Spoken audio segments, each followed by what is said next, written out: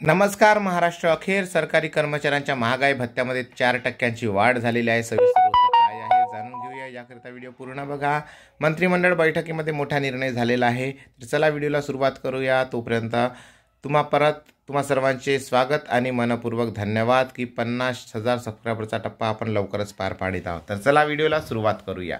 बंधूंनो, सरकारी कर्मचाऱ्यांच्या महागाई भत्त्यामध्ये वाढ करण्यासंदर्भात केंद्रीय मंत्रिमंडळ बैठकीमध्ये मोठा निर्णय घेण्यात आलेला आहे. जानेवारी 2024 पासून सदर वाढीव महागाई भत्त्याचा लाभ प्राप्त होणार आहे. या संदर्भात अधिकृत वृत्त याप्रमाणे.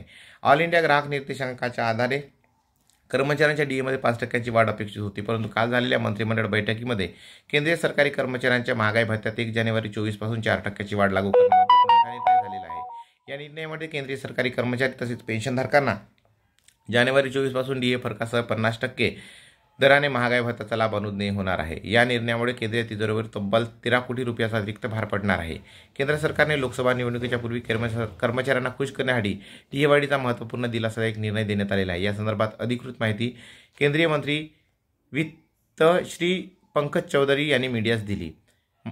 महागाई भत्त्याचा फरक हा मार्च महिन्याच्या वेतन देयकासोबत जानेवारी फेब्रुवारी आणि महिन्यातील महागाई भत्ता फरकासह मिळणार आहे. यामुळे मार्च, पेडी आणि एप्रिलमध्ये केंद्रीय कर्मचाऱ्यांच्या वेतनामध्ये मोठी वाढ होणार आहे.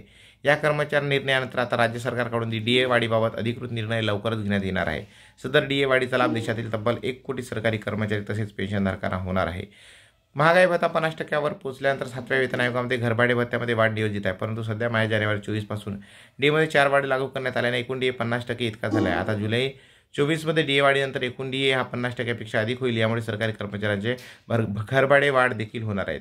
मित्र हो, वृत्त आवडलं असेल तर आपण नक्की लाईक करा, शेअर करा.